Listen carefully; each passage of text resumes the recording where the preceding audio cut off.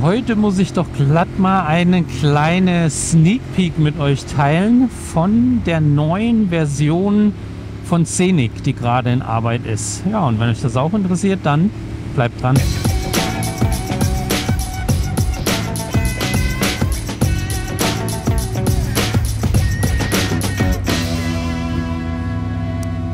Ja, hallo zusammen und willkommen zu einer neuen Folge. Und wie gesagt, heute muss ich mal eine kleine Vorschau mit euch teilen. Ist also auch mit dem Entwickler von Scenic abgesprochen.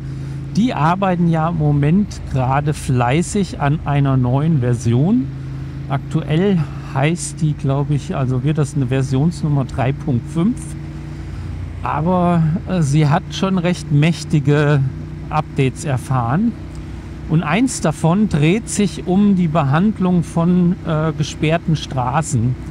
Und da muss ich ja fast sagen, da sind mir fast die Tränen jetzt gekommen bei der letzten Beta-Version, als die Funktion, die neue, jetzt da eingebaut worden ist. Und ich habe diese erst mal gesehen. Wie gesagt, oh, Träumchen. Für mich ein Träumchen. Einige von euch haben ja vielleicht meine ganzen Testvideos zu irgendwelchen Navi-Apps gesehen und wissen, dass ich so ein bisschen auf dieses Thema Umleitungsverhalten beziehungsweise wie kann man mit den Apps auf gesperrte Straßen reagieren, ja, einen Fokus lege, beziehungsweise ist mir ein ziemlich wichtiges Thema immer. Und da muss ich auch schlicht und ergreifend sagen, bis dato hat das für mich noch keine Navi-App oder kein Navi-System richtig gemacht. Zumindest jetzt von denen, die ich immer wieder teste. Bei einem hat es mir relativ gut gefallen, das war beim Waze, wobei ich das jetzt nicht wirklich als Navi-App einstufe, aber wie die das gelöst haben, fand ich recht gut. Und um schon mal ein kleines bisschen zu spoilern, was Scenic jetzt macht, geht in die Richtung, ich finde es nur noch einen Ticken besser.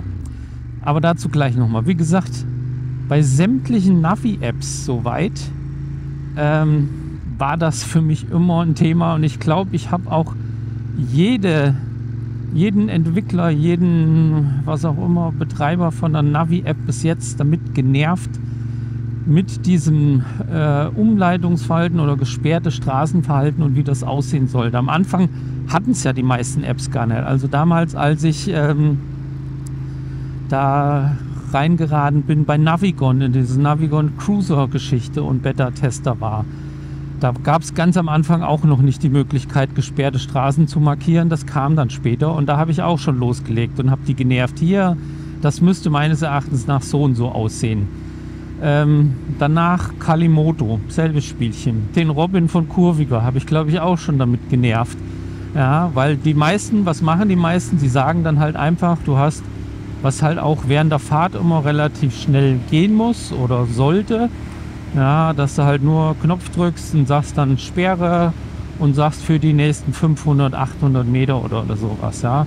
Das ist eigentlich mittlerweile gang und gäbe bei den ganzen Navi-Apps, die so, ja, veröffentlicht sind, die im Moment so in Gebrauch sind. Das machen sie eigentlich mehr oder minder alle so.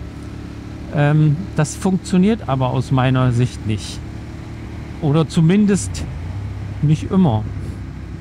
Eigentlich finde ich sogar, es funktioniert öfters nicht, als es funktioniert. Aber wahrscheinlich bin ich da auch wieder einfach nur zu pinzig zu. Also es brauchen jetzt natürlich nicht die ganzen Leute ankommen und die sagen, fahr einfach der Umleitung nach oder sowas. Ja.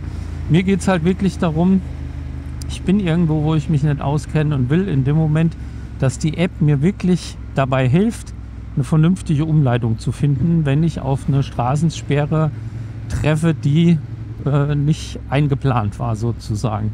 Weil es gibt ja auch wenige, aber ein paar, die halt wirklich Straßensperren kennen oder die ganzen Baustellen kennen, die dann halt im Optimalfall auch gleich vermeiden. Aber nichtsdestotrotz kannst du halt trotzdem immer noch auf eine Straßensperre stoßen, die halt nicht vorgesehen war. Und dann will ich halt wirklich eine vernünftige Unterstützung von der App haben, dabei eine alternative Route zu finden.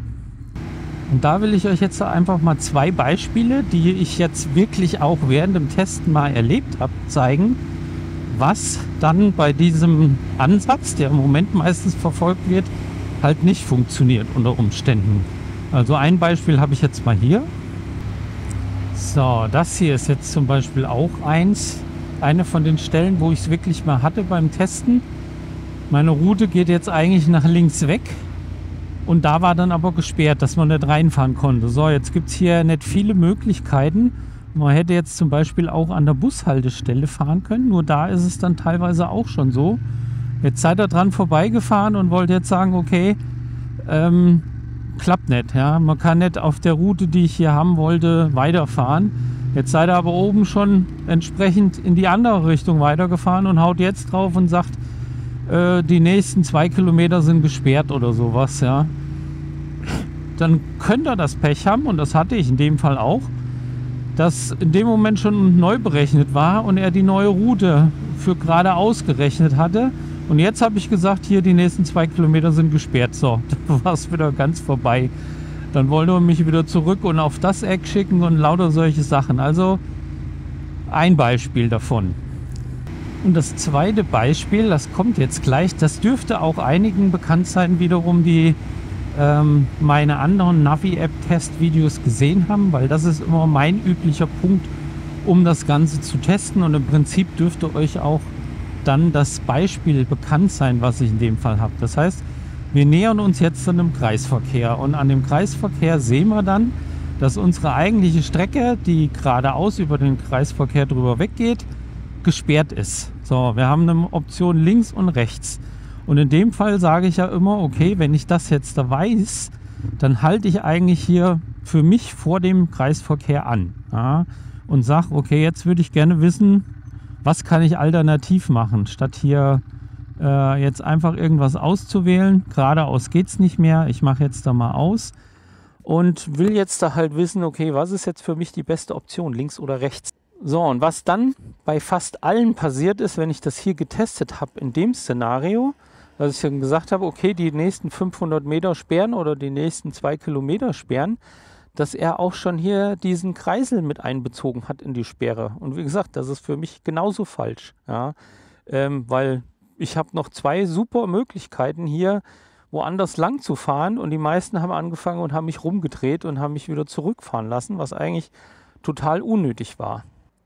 So, und damit kommen wir jetzt dazu, den Punkt, den Scenic jetzt da anders macht und wie ich finde sehr geil macht, und das zeige ich euch jetzt mal. Dafür drehe ich jetzt aber mal die App nochmal und starte mal die Aufnahme vom Bildschirm. Und dann wollen wir uns mal angucken, was Scenic jetzt da denn anders macht. Also erstmal bleibt es wie gehabt. Ich gehe hier auf mein Menü und sage hier Straßensperrung, und jetzt kommt eigentlich das Geile für mich.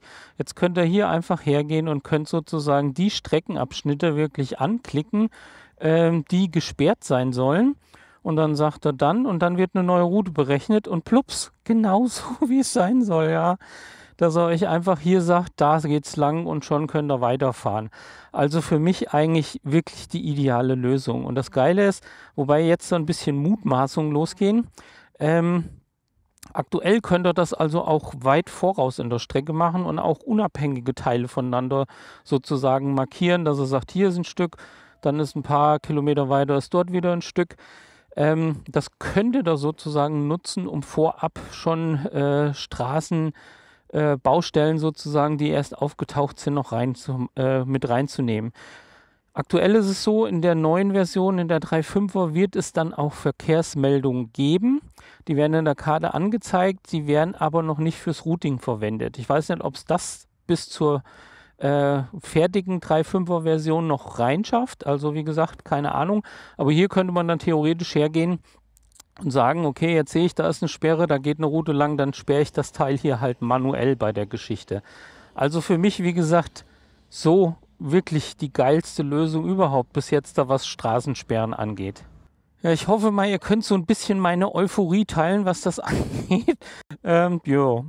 Ich freue mich, wie gesagt, wie ein Schneekönig auf die neue Version, wenn die dann mal fertig ist und so weiter. Im Moment wird immer noch fleißig getestet und entwickelt. Und ja, das soll es dann gewesen sein für diese Woche von mir. Und mir bleibt wie immer nur zu sagen, übertreibt's nicht und genießt den Scheiß und dann hoffentlich bis zum nächsten Mal. Und tschüss.